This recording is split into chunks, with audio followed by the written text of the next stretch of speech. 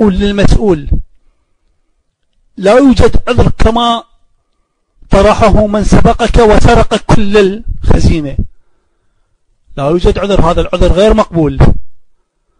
تستطيع أن تجازف، تستطيع أن تعمل، تستطيع أن تسجل شيئا للتاريخ لك، لعائلتك، لعشيرتك، لمنطقتك، لمذهبك، لدينك، لإسلامك، لعروبتك. سجل، جازف في هذه الدنيا، مجازفة مشروعة، مجازفة فيها آخرة.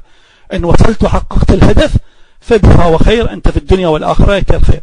وإن لم تكمل الخط وخرجت من هذه الدنيا فأنت على خير، تكون في جوار ربك وأنت على خير، تكسب الشهادة وتعطى على نيتك. أما تسكت والمظلوميات تستمر إلى متى؟ والعذر ما هو؟ لأن النتن السابق سرق كل شيء، لأن الأجهزة الأمنية لا زالت في قبضة النتن السابق. إلى متى نبقى على هذا الحال؟ هذا ليس بعذر. الآن اقطع هذا. الآن أنت تقول وواقع الحال الأمريكان معك، استغل هذه القضية، استغل ما دام الأمريكان معك، استغل وجود الأمريكان، استغل الآن الأمريكان في أزمة، الدول الأوروبية الآن في أزمة، الآن كل منهم يريد أن يتمسك بالشيء بسبب ما حصل من فساد وبطلان وانهيار لمشروعهم في العراق وفي الشرق الأوسط. الآن كل منهم من المجتمع الغربي والمجتمع الأمريكي، أقصد المسؤولين، يريد أن يتمسك بقشة. لتكن أنت القشة، جازف، اتخذ المواقف الشجاعة، اتخذ القرارات، وصل القرارات الشجاعة.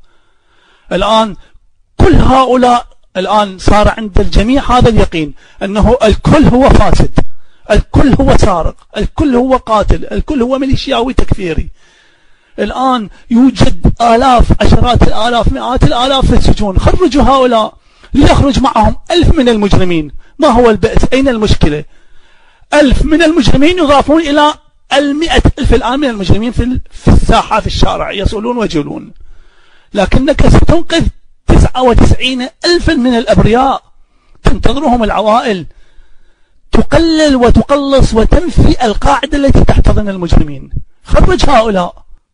يوجد قضايا مصيرية، يوجد قضايا حدية، يوجد قضايا أساسية ومحورية في تحقيق النصر، في تحقيق الخير، في تخليص وخلاص العراق.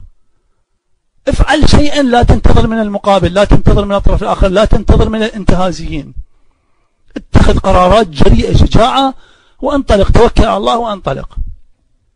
إذا نحن نقول إذا يوجد مافيات، نقدر وضع الشخص والمسؤول في المنصب لوجود هذه المافيات، لكن هذا لا يعطي المبرر بالسكوت ويكون شاهد زور على ما يحصل من جرائم.